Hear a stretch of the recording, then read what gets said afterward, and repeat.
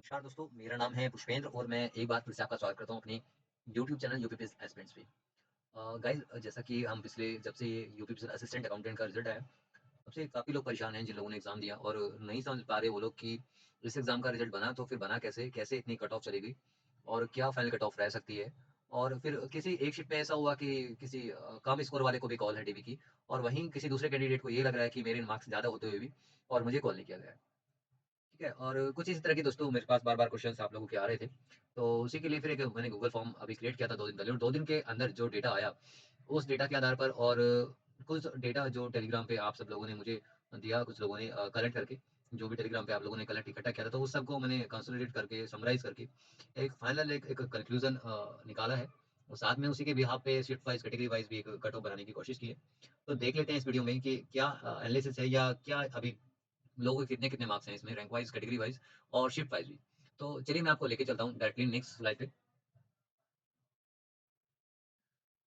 So guys, देखिए सबसे पहले मैं आपको ये समरी दिखा दे रहा हूँ शिफ्ट वाइज़ और कैटेगरी वाइज़ कि manager category, EWS, OBC, SC category में अलग-अलग डेट को जो एग्ज़ाम हुए, उसमें शिफ्ट वाइज़ क्या हाईएस्ट स्कोर रहा और क्या लोवेस्ट स्कोर रहा जो जिनको कि इस डीबी में अभी बुलाया गया है। तो जैसा कि आप यहाँ सबसे ऊपर देख सकते हैं, सबसे पहले यूआर कैटेगरी का मैंने लिखा हुआ है कि जून में 22 जून को जो एग्ज़ाम हुआ था दोस्तों, तो फर्स्ट शिफ्ट में 132 हाईएस्ट स्कोर वाला कैंडिडेट मुझे इस डेटा में मिला और सबसे लोवेस्ट जिसको कॉल किया है, वो 112 नंबर उसके है और टोटल 12 लोग हैं जिनको इसमें कॉल किया गया है, ठीक है? और 12 मैं इस सेंस में कह रहा हूँ कि जो डेटा मेरे पास है, उस डेटा के अंदर, ना कि डीवी में टोटल 12 लोगों को ही बुलाया है इस शिफ्ट से, ठीक है? ये सिर्फ़ इस 222 कैंडिडेट का जो डेटा मेरे पास आया है, उस 222 के अंदर 12 कैंडिडेट ऐसे हैं जो कि जून 22 की फर्स्ट शिफ्ट से हैं और जिसमें 132 हाईएस्ट है और लोवेस्ट 112 नंबर है। देन उसके बाद जून 22 में ही सेकंड शिफ्ट में आप देख सकते हैं कि 126 हाईएस्ट है और लोवेस्ट 109 है। इस तरह से 13 कैंडिडेट्स हैं जो कि जून की सेकंड शिफ्ट से हैं। और देन उसके बाद दोस्तों जो 23 जून का एग्ज़ाम पोस्टपोन होके बाद में दोबारा री एग्ज़ाम हुआ 31 जुलाई को, उसमें फर्स्ट शिफ्ट में 117 हाईएस्ट रहे हैं और लोवेस्ट 98 वाले को कॉल किए जो कि 11 कैंडिडेट्स को इसमें कॉल हुआ है। जो मेरे पास डेटा है जिसमें 11 लोगों ने मुझे डेटा शेयर किया अपना कि वो लोग शॉर्टलिस्टेड हैं। इस तरह जुलाई 31 जुलाई की सेकंड शिफ्ट में अनरिजर्व में 115.75 एक हाईएस्ट स्कोर वाले कैंडिडेट को कॉल किया है और लोवेस्ट 109.25 वाले को कॉल किया है। तो इसमें 3 लोग हैं जो जुलाई की 31st में हैं। तो आप देख सकते हैं कि जुलाई 31st की सेकंड शिफ्ट में से काफ़ी कम बच्चों का शॉर्टलिस्टेड हुआ है। ठीक है? देन ईडब्ल्यूएस कैटेगरी में आप देख सकते हैं कि जून की दोनों शिफ्ट में फर्स्ट और सेकंड शिफ्ट में हाईएस्ट 131 हैं फर्स्ट में और लोवेस्ट 104 वाले को कॉल है। और सेकंड शिफ्ट में 120 हाईएस्ट वाला है और 105 लोवेस्ट वाला है।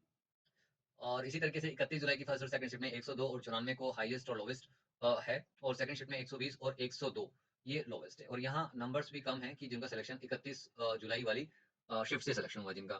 दोस्तों उसके बाद ओबीसी कैटेगरी पे आप आ जाइए। ओबीसी कैटेगरी में आप देख सकते हैं कि यहाँ पर फर्स्ट शिफ्ट जो है 22 जून की उसमें 133 हाईएस्ट है और 100.5 लोवेस्ट है जिसको डीबी के लिए कॉल गई हुई है। देन जून में दोस्तों ये आप देखिए सेकंड शिफ्ट में 124 और 93.75 से लोवेस्ट को कॉल किया गया है। फिर जुलाई में 112 और 90 और जुलाई 31 जुलाई में और 31 जुलाई की सेकंड शिफ्ट में 109.75 और 100 अंक इन ये हाईएस्ट और लोवेस्ट हैं। दोस्तों यहाँ पे एक बार आप ये जरूर देखिए कि ओबीसी कैटेगरी में लोग ज्यादा क्वालिफाई हुए हैं कंपेरिजन टू यूआर कैटेगरी। ठीक है, यहाँ आप देख लीजिए कि 22 जून से यहाँ 25 लोग हैं या 28 लोग हैं। तो इस डेटा के हिसाब से अभी ये निकल के आ रहा है कि जो यूआर कैटेगरी की जो सीट्स हैं, वैकेंट सीट्स हैं, उसको सबसे ज़्यादा ऑक्यूपाई करने वाले लगता है कि ओबीसी कैटेगरी के लोग ओवरलैप करके यूआर कैटेगरी में जाने वाले हैं। इसके बाद दोस्तों एससी कैटेगरी में आप देख लीजिए कि 22 जून की फर्स्ट शिफ्ट में 110.75 और 86 लोवेस्ट है और 22 की सेकंड शिफ्ट से 110.75 और लोवेस्ट है 85.25। इसी तरह से 31 जुलाई की फर्स्ट शिफ्ट में 112 हाईएस्ट है और 80.25 जो लोवेस्ट है। और जुलाई 31st की सेकंड शिफ्ट में 105 और 84 ये हाईएस्ट और लोवेस्ट है। तो दोस्तों ये टोटल 222 लोगों का डेटा मेरे पास है जिसमें जो कि 451 के कंपैरिजन में बहुत कम है। यानी कि आप मानेंगे कि 50% लोगों ने भी अभी अपना डेटा नहीं दिया। तो अभी इतने लोग और भी हो सकते हैं जो कि कहीं न कहीं लाई कर रहे होंगे इसी दरमियान में कहीं। हो सकता है उनमें से कुछ लोग इससे भी ऊपर हों या इन दोनों स्कोर्स के बीच में हों या इससे भी नीचे हों। लेकिन अभी जो हम लोग देख रहे हैं वो उसी डेटा को देख रहे हैं जो डेटा अपने पास है 222 लोगों का जो कि लोग शॉर्टलिस्टेड है। चलिए अब चलते हैं नेक्स्ट स्लाइड पे। बाकी ये स्क्रीनशॉट आप लेके रख सकते हैं देखने के लिए कि आपका एग्जाम किस शिफ्ट में हुआ था और उस शिफ्ट से क्या हाईएस्ट है, क्या लोवेस्ट है। इसका क्या आगे इम्पैक्ट आएगा वो अभी हम आगे बात करते हैं दोस्तों। अब दोस्तों बात करते हैं कि इस बारे में कि काफ़ी लोगों का कहना था कि मेरी शिफ्ट में मेरा सिलेक्शन नहीं हुआ जबकि मुझसे नीचे वाले कैंडिडेट का सिलेक्शन हो गया जिसके कि मुझसे भी कम मार्क्स हैं। तो दोस्तों उसी चीज़ को जानने के लिए हम यहाँ देख लेते हैं कि शिफ्ट वाइज़ किस तरह से सिलेक्शन हुआ, मेरिट इस बेसिस पे हुआ या किस तरह से हुआ है। तो दोस्तों मैं सबसे पहले आपको दिखा देता हूँ 22 जून की फर्स्ट शिफ्ट जो कि यूआर कैटेगरी का मैंने ये लिस्ट आपके आप देख सकते हैं सामने कि इसमें जो ऊपर से आप स्टार्ट करेंगे तो 132 पे ये लोग ये सिलेक्टेड हैं। यहाँ देखिए ये शॉर्टलिस्टेड हैं, ये सब शॉर्टलिस्टेड हैं। देन इसमें एक ये 15 नंबर पे ये थे जो कि पीएच कैटेगरी में, लेकिन इस लिस्ट में फिर भी ऐड मैंने कर दिया है, तो इसको आप इग्नोर कीजिएगा। बाकी आप देखिए कि यहाँ तक आपका 112 नंबर तक हितेश जो है 112 नंबर है और यहाँ तक ये लोग सब शॉर्टलिस्टेड हैं। इसके अलावा इस बीच में और कोई ऐसा नहीं मुझे मिला जो कि ये लग रहा हो कि वो शॉर्टलिस्टेड नहीं है और इस नंबर से ऊपर है। तो ये 22 जून की फर्स्ट शिफ्ट का है। देन हम चल लेते हैं नेक्स्ट में कि 22 जून की ये सेकंड शिफ्ट का है दोस्तों, यूआर कैटेगरी का ही। इसमें आप देख सकते हैं ऊपर 126 नंबर से स्टार्ट करते हुए ये आपका यहाँ यहाँ तक आप देख सकते हैं कि ये लोग आयुष श्रीवास्तव सब लोग शॉर्टलिस्टेड हैं नेक्स्ट फेज के लिए। उसके बाद ये अभिषेक कुमार तिवारी जो ये कह रहे हैं कि इनका कॉल है 22 की सेकंड शिफ्ट से इनका कॉल आया है 107.75 नंबर पे, यानी कि लगभग 108 नंबर के आसपास इनके हैं। और जो लास्ट कॉल जो है वो 109 नंबर पे कॉल है। ठीक है, लेकिन दोस्तों ये बहुत थोड़ा मार्जिन है, इसमें कहीं ना कहीं इस तरह के में हम लोग बड़ा डाउट में रहते हैं कि सपोज 108 वाले को यहाँ पे ये पता लगाया है कि इससे नीचे इनका अभिषेक का सिलेक्शन हो गया, तो ये कहेंगे कि मेरा क्यों नहीं हुआ जब इनका हो रहा है और मेरे नंबर के साथ है। तो दोस्तों ये छोटा सा मार्जिन है, इसमें कहीं ऑब्जेक्शन किसी ने डाला होगा, तो अगर एक नंबर का भी प्लस माइनस होता है ऑब्जेक्शन डालने के बाद, तो इनके हो सकता है मार्क्स जो इन्होंने 109 108.5 ये डाला है, वो ऑब्जेक्शन किसी और ने डाला हो और वो क्वेश्चंस के आंसर चेंज होने के बाद वो एक नंबर नीचे आ गया हो, और ये अभिषेक कुमार तिवारी जो कि 107.75 अपने नंबर बता रहे हैं, हो सकता है इनका ऑब्जेक्शन में कोई नंबर चेंज होके ये ऊपर चला गया हो, या इन्होंने भले ऑब्जेक्शन ना डाला लेकिन कोई क्वेश्चन ऐसा जिसका आंसर चेंज हो गया हो इनकी शीट में, और फर्दर इनके क्वेश्चन एक क्वेश्चन भी इनका सही हो गया होगा, तो वो इनका 109 नंबर बन जाएगा जो कि आयुष श्रीवास्तव के इक्विवेलेंट बन जाएगा। तो दोस्तों ये देखिए, ये क्लैरिटी मुझे इसमें दिख रही है कि ऐसा मुझे बहुत ज्यादा इसमें इरेगुलरिटी नहीं दिख रही कि जिसका सिलेक्शन ना हो रहा हो और वो नंबर इस नंबर से 109 नंबर से ऊपर पा रहा हो और इसका सिलेक्शन ना हुआ। हाँ, ये लास्ट में ये देखने वाली चीज़ है कि पंचानन सिंह हैं जो कि 92 नंबर लेकर यूआर कैटेगरी में जिन्होंने डाला है गूगल फॉर्म में, उन्होंने कहा कि 92 नंबर लेके मेरा सिलेक्शन, लेकिन मुझे यहाँ बिल्कुल डाउट है कि इन्होंने या तो ये डेटा सही नहीं है या फिर इन्होंने कोई गलत कैटेगरी यहाँ पे चूज़ कर लिया जिसकी वजह से 92, अदरवाइज़ 92 का होने का मतलब कि शिफ्ट इसी शिफ्ट में इतने सारे लोगों का सिलेक्शन ना हो पाना, तो ऐसा पॉसिबल नहीं है। तो ये 22 की फर्स्ट शिफ्ट और सेकंड शिफ्ट का मैंने आपको दिखा दिया। देन ह्यूमर कैटेगरी में हम यहाँ देख लेते हैं कि फर्स्ट शिफ्ट और सेकंड शिफ्ट में। देखिए यहाँ फर्स्ट शिफ्ट का ये डेटा है जो कि 117 नंबर से स्टार्ट होकर और एक 98 नंबर तक यहाँ पे हो रहा है। सिर्फ इसमें एक अभिषेक सिंह है जिनका सिलेक्शन नहीं हुआ 98.75 पाके, लेकिन ये भी बहुत थोड़ा-सा मार्जिन है क्योंकि 98 वाले का सिलेक्शन हुआ, 90.75 वाले का नहीं हुआ। तो कहीं न कहीं 1 नंबर का ही डिफरेंस है जो कि किसी वजह से 1 नंबर इनका हो सकता है कम हो। कहीं न कहीं किसी वजह से वो ऑब्जेक्शन में 1 नंबर कम हो गया और 98 से नीचे चला गया हो। तो और अगर एक्चुअल में जितने लोग ये इस तरह से इसमें दिखाई दे रहे हैं डेटा में, अगर ऐसा है तो ये कहीं न कहीं लोग सोशल मीडिया पे हमसे कनेक्ट होने भी चाहिए। अगर जेनुइनली ये लोग हैं और इनका सिलेक्शन ऊपर नंबर होके भी अगर कहीं कनेक्ट होके अपनी बात उठा भी नहीं पा रहे हैं, तो भी इनको इग्नोर करना होगा कि इतने लोगों में सही जब सब कुछ यहाँ तक सही है, तो ये बीच में एक बंदा ऐसा है कि जिसका सिलेक्शन ये हो रहा है कि ये शॉर्टलिस्ट नहीं हुआ। लेकिन यहाँ बहुत थोड़ा-सा मार्जिन है दोस्तों, हो सकता है इसके 98.75 में एक कोई क्वेश्चन फिर भी गलत हुआ ऑब्जेक्शन की वजह से या किसी भी वजह से और ये नंबर इसका 98 से नीचे आ गया। देन सेकंड शिफ्ट में दोस्तों आप देख लीजिए कि सेकंड शिफ्ट में 115, 111, 109 ये लोग सिलेक्टेड हैं और इसके नीचे वाले कोई भी लोग अब फिर आगे सिलेक्टेड नहीं है। तो दोस्तों यहाँ तक आपको समझ में आ रहा होगा कि अभी तक यूआर कैटेगरी की जो आपने लिस्ट देखी, इस लिस्ट में कोई भी बड़ी इरेगुलरिटी देखने को नहीं मिल रही है। ठीक है, अब दोस्तों चल लेते हैं हम लोग सीधा ईडब्ल्यूएस कैटेगरी में। तो ये 22 जून की दोनों शिफ्ट का डेटा है ईडब्ल्यूएस कैटेगरी का, जिसमें आप देख सकते हैं 131.5 से लेके स्टार्ट होते-होते ये सिलेक्शन 104 नंबर पे हुआ है। ठीक है, 104 नंबर पे सिलेक्शन होने के बाद में एक ये सुधीर पांडे हैं जो कि 89.75 में ईडब्ल्यूएस कैटेगरी में सिलेक्शन होने का इन्होंने गूगल फॉर्म में अपना फिल किया है। लेकिन ज़ाहिर सी बात है 104 के बाद हमें कोई भी ऐसा कैंडिडेट नहीं मिला 104 के बाद 89 से ऊपर वाला जिसने गूगल फॉर्म में या कहीं पे टेलीग्राम पे भी कहीं लिखा हो कि मेरा सिलेक्शन हुआ है। तो ये सुधीर पांडे को इसलिए हमें इग्नोर करना पड़ेगा कि कहीं न कहीं इन्होंने या तो ये कैटेगरी गलत लिखी है अपनी या फिर ये फेक एंट्री है। ठीक है, इतना आप ही समझ सकते हैं कि 89.75 पर ईडब्ल्यूएस का सिलेक्शन होना, शॉर्टलिस्ट होना पॉसिबल ही नहीं है। और अगर इनका हो रहा है, तो ये कहीं सोशल मीडिया पे कनेक्ट नहीं है किसी के साथ भी। ऐसा क्यों? मैं इनके इस पे क्वेश्चन मार्क नहीं उठा रहा हूँ, लेकिन हो सकता है इन्होंने ईडब्ल्यूएस कैटेगरी गलती से डाल दिया गया हो, क्योंकि अगर 89.75 है तो 104 से लेके नीचे तक कितने लोग होंगे ईडब्ल्यूएस के, जो कि यहाँ पे होने चाहिए थे।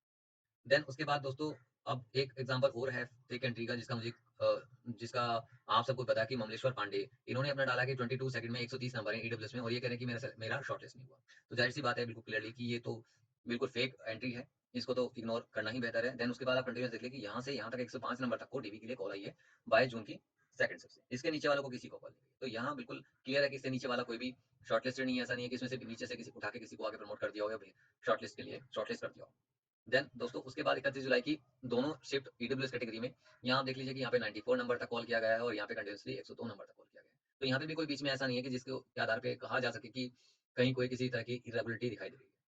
ठीक है दोस्तों, ये ईडब्ल्यूएस का हो गया आपका दोनों, जो कि 22 की दोनों शिफ्ट का था और ये 31 जुलाई की दोनों शिफ्ट का था। देन अब आ जाते हैं दोस्तों ये 22 जून की फर्स्ट शिफ्ट ओबीसी कैटेगरी के स्कोर्स। ठीक है, तो यहाँ ऊपर से आप देखना स्टार्ट करें कि ओबीसी में बहुत सारे लोगों ने क्वालिफाई किया है और अच्छे स्कोर किए हैं। 133 नंबर से स्टार्ट करते हुए हम देखेंगे कि यहाँ पे 104.5 पे यहाँ पे सिलेक्शन हो रहा है। देन इसके बाद आप देखिए कि ये 102.75 और 101 नंबर वाला, ये 2 लोग ऐसे हैं जो कि शॉर्टलिस्ट नहीं हुए, जबकि यहाँ सुधीर हैं 101 नंबर ओबीसी में, इनका सिलेक्शन हुआ है। तो ये थोड़ा मार्जिन है कि 101 और 102 नंबर, कि हो सकता है इसका 101 से थोड़ा भी एक भी क्वेश्चन इसका कहीं ऑब्जेक्शन में इधर-उधर हुआ होगा, या 102 वाले का भी होगा। तो ये कहीं न कहीं, या फिर ऐसा हुआ हो कि 101 वाला कोई ऑब्जेक्शन का अंक पाने के बाद उसका नंबर 102, 103 बन गया हो और वो इस नंबर से ऊपर चला गया। इसलिए इन दोनों का यहाँ पे शॉर्टलिस्ट नहीं हो पाया है। तो ये थोड़ा-सा फ़र्क है, जैसा कि हम यहाँ देख पा रहे हैं। ठीक है। हम जनरली यहाँ देखें तो 104.5 तक का तो कन्फर्म है कि यहाँ पे सिलेक्शन है, लेकिन इससे नीचे वालों का कोई श्योर नहीं है। सिर्फ़ एक सुधीर हैं जो 101 अंक पाए हैं, ठीक है? उसके नीचे के जितने लोग हैं आप देखिए, नितिन है 100.5 पे, तो ये यहाँ तक का सिलेक्शन इसमें है, लास्ट जो नंबर है ओबीसी कैटेगरी में। अब ये दोनों थोड़ा-सा मुझे बहुत, क्योंकि 100.5 और 101 और 102.75 ज़्यादा मार्जिन नहीं है इसमें, किसी 1 या 2 क्वेश्चन्स के गलत ऑब्जेक्शंस होने की वज़ह से भी ये फ़र्क आ सकता है।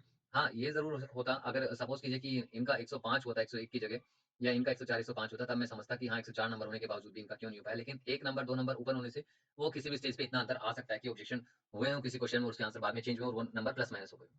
चलिए चलते हैं नेक्स्ट शिफ्ट पे, 22 जून की सेकंड शिफ्ट है ओबीसी की। इसमें थोड़ी-सी मुझे पूरी जितनी भी शिफ्ट्स का मैंने डेटा देखा है, सिर्फ एक ये शिफ्ट ऐसी है जिसमें मुझे लग रहा है कि इसमें नंबर्स का बड़ा हेर-फेर थोड़ा-सा देखने को मिल रहा है।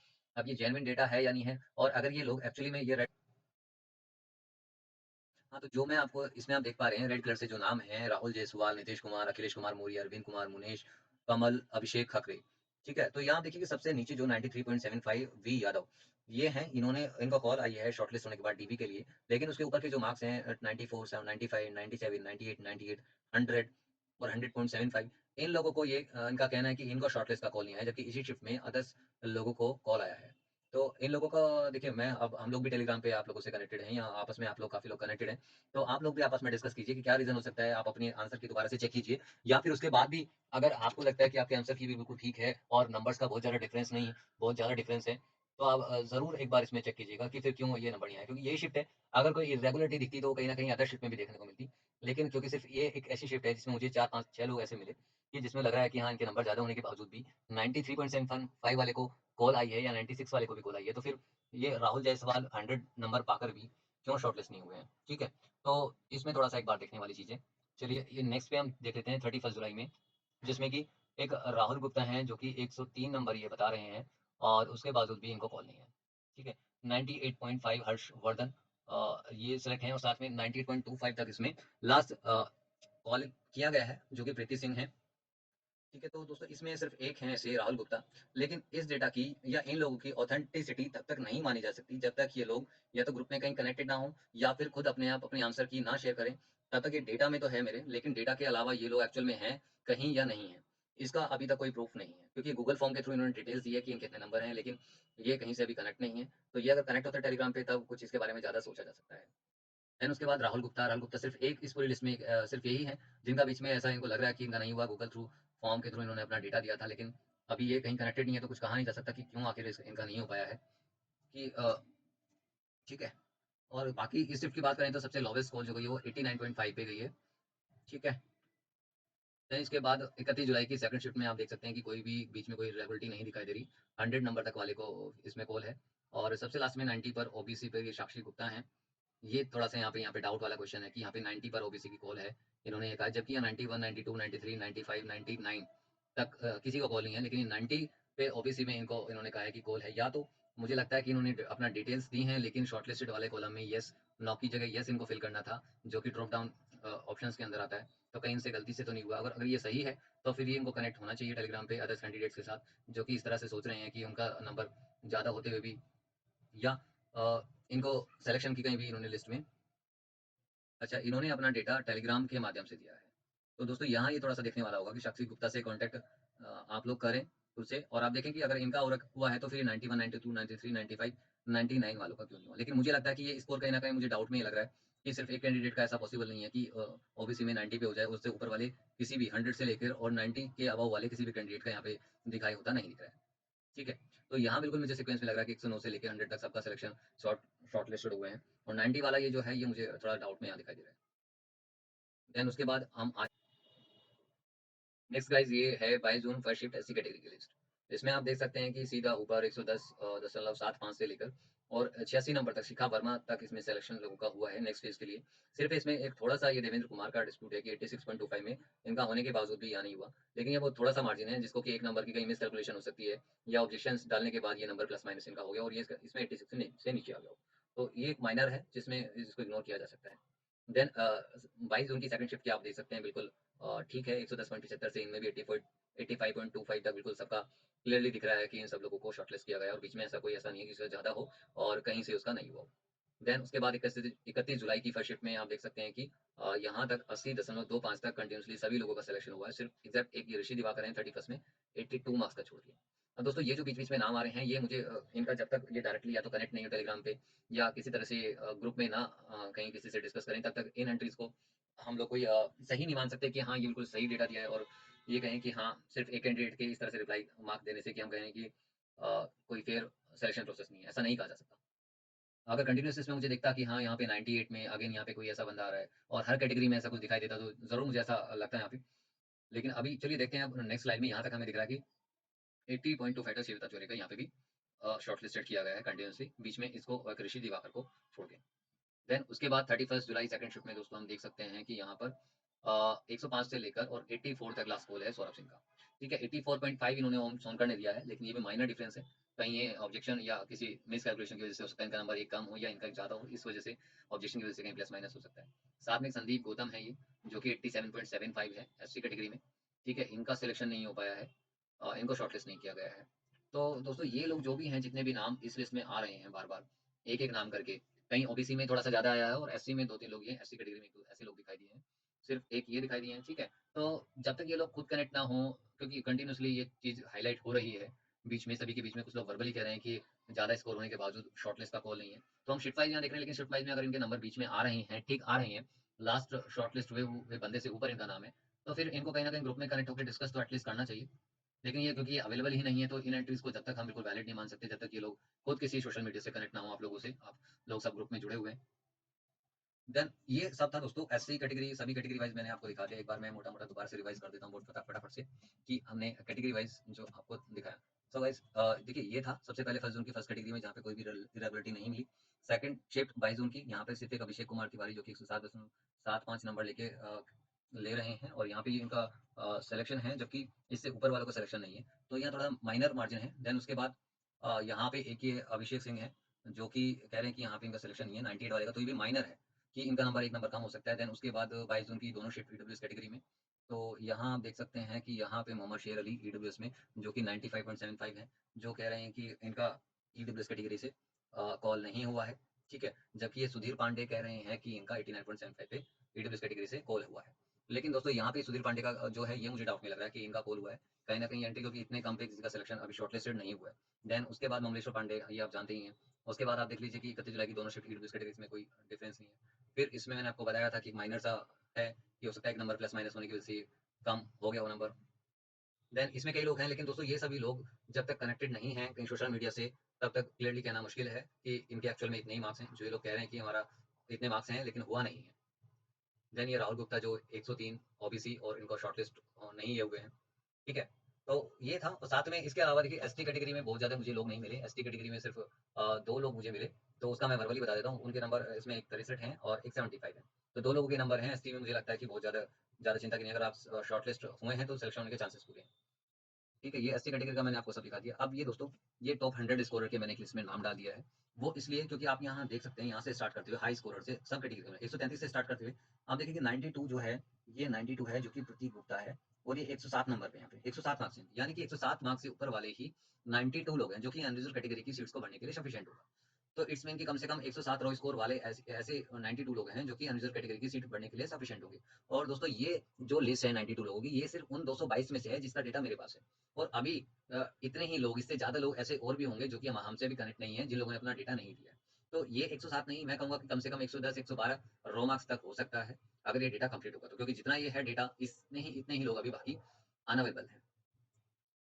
तो ये दोस्तों जो सबसे पहले शीट मैंने आपको दिखाई थी, ये वही शीट है कि आपका पूरा एग्ज़ाम डेट फर्स्ट शीट में हाईएस्ट क्या है, सेकंड में क्या है, ठीक है? और नेक्स्ट 31st में क्या है। तो ये मोटा-मोटा मैं आपको इसका एक बार आपको बताता हूँ कि इसमें 31st का आप थोड़ा ध्यान देंगे तो 31st में score comparison to other sheets में कम आ रहा है। 31st की फर्स्ट में यहाँ देखिए 98, 31st की फर्स्ट शीट में यहाँ ईडब्ल्यूएस में देखिए 94, 31st की फर्स्ट शीट में यहाँ देखिए 90 और 31st की फर्स्ट शीट में एसए में यहाँ देख लीजिए 80.5, यानी कि 31st की फर्स्ट शीट में सबसे कम स्कोर हुआ है, 31st की सेकंड शीट में थोड़ा-सा उससे ज़्यादा और उसके बाद 22 की जो शीट्स हैं दोनों, उसमें अच्छा स्कोर किया है।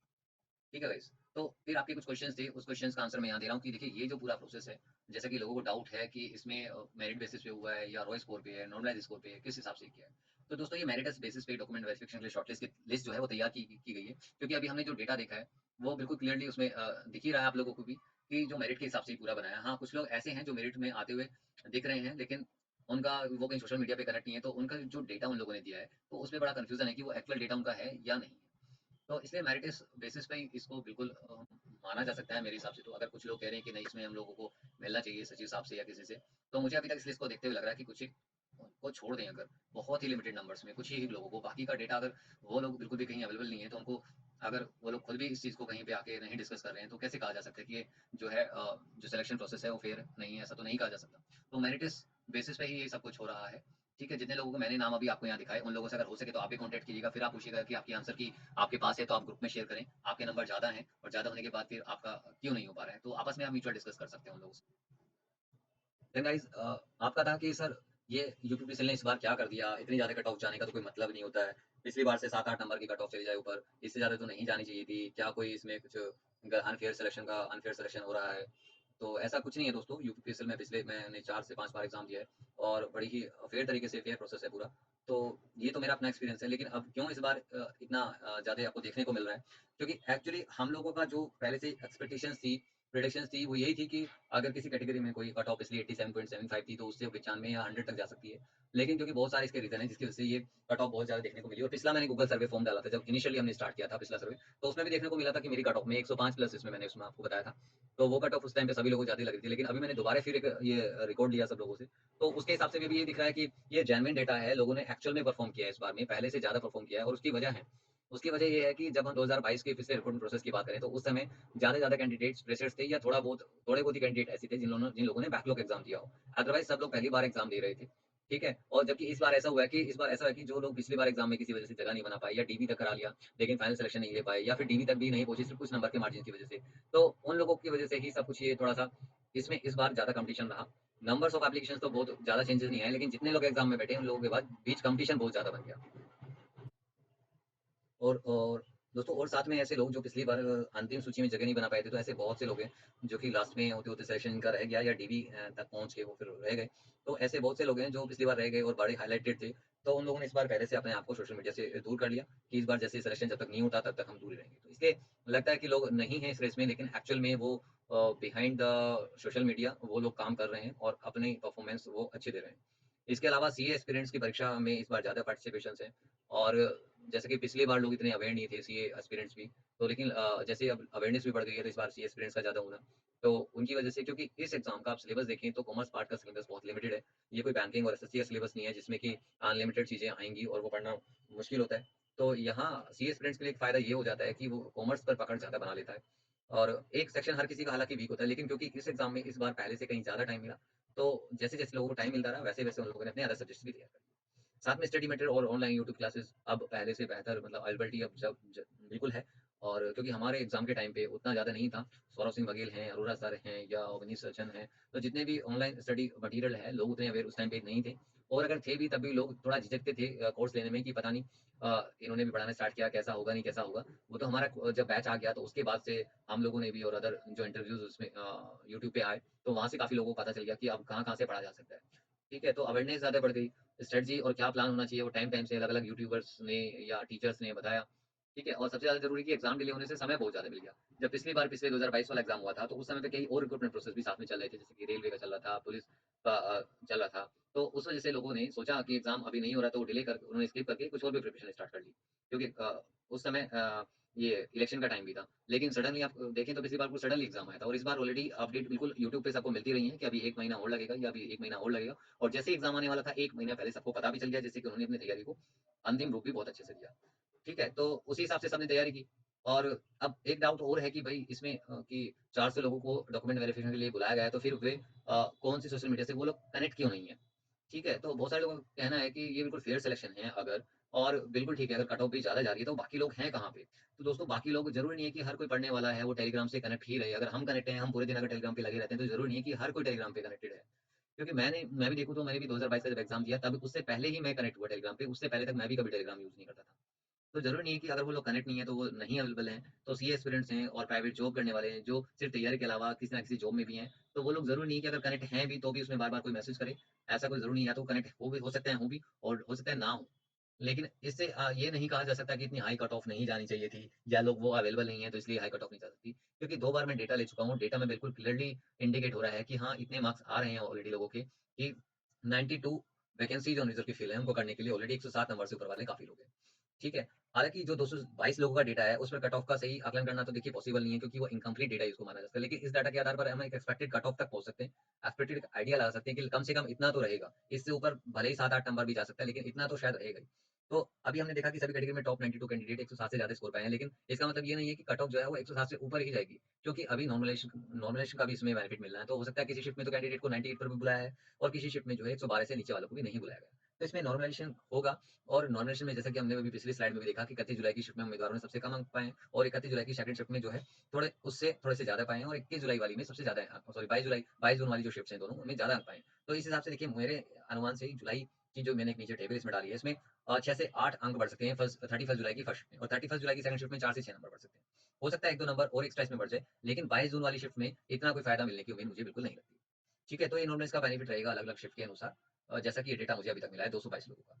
ठीक है, अब ये तो सारा निष्कर्ष था दोस्तों, क्या आपके सवाल थे? क्या नॉलेज का इफ़ेक्ट हो सकता है? अब आप कहेंगे इस नॉलेज का फ़ॉर्मूला सर आप इनपुट कीजिए। दे देखिए, फ़ॉर्मूला इनपुट बिल्कुल हो जाएगा, लेकिन मैं अभी सिर्फ़ आपको मोटा-मोटा ये बता रहा हूँ कि नॉलेज का बेनिफिट उस शिफ्ट को ही मिलेगा, जिस शिफ्ट के में एवरेज स्कोर बहुत कम आ रहा है, सबसे कम आ रहा है, उसको बेनिफिट ज़्यादा मिलता है और जिसका एवरेज स्कोर ज़्यादा आता है, उसको नॉमिनेशन का बेनिफिट सबसे कम मिलता है। तो इस हिसाब से 22 जून वालों को हो सकता है नंबर बढ़ेंगे तो हैं ही नहीं मुझे लगता है और साथ में हो सकता है उनके रो स्कोर से नॉमिनल स्कोर कम भी हो। जैसा कि होता भी आया है। देन दोस्त ये कंक्लूज़न है इस एनालिसिस का। ज़रूरी नहीं कि ये एनालिसिस मेरी आपसे बिल्कुल इत्तेफ़ाक रखे, हो सकता है आपके ओपिनियन से आपके मार्क्स कुछ और आपको लगता है बिल्कुल आई एग्री। लेकिन मेरी कंक्लूज़न यही है कि अनरिज़र्व कैटेगरी में 92 वैकेंसीज़ हैं और जो मेरी इस लिस्ट में कैंडिडेट अवेलेबल टॉप 92 अवेलेबल हैं वो 107 नंबर पाए हैं। तो कम से कम 107 नंबर वालों को इसमें लिया जाएगा। लेकिन अगर हम डेट वाइज़ या शिफ्ट वाइज़ बात करें, तो 22 जून में क्योंकि नंबर बढ़ने के चांसेस तो हैं नहीं, तो कहीं न कहीं 22 जून का रो मार्क्स जो होगा वो 110 नंबर से ऊपर वालों को ही लिया जाएगा। उससे कम वालों को मुझे बिल्कुल उम्मीद नहीं है कि उससे कम या 110 और हो सकता है +2 ही हों इसमें, ठीक है? उसी तरह 31 जुलाई वाले में थोड़े नीचे नंबर वालों को मौका मिल सकता है क्योंकि नॉर्मलाइज़ेशन में इसको बेनिफिट मिल सकता है।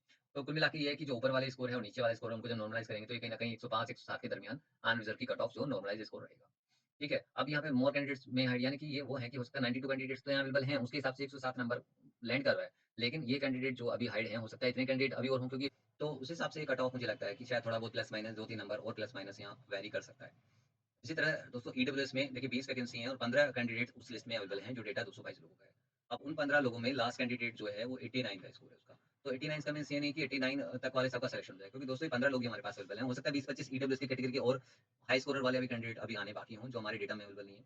तो इस तरह से देखते हुए 89 से थोड़ा-सा ऊपर हमें लेके जाना पड़ेगा। जहाँ की ये 22 जून में हो सकता है इसको 100 102 के बीच ये रहे और 31 जुलाई में ये 96 वालों को कॉल आए।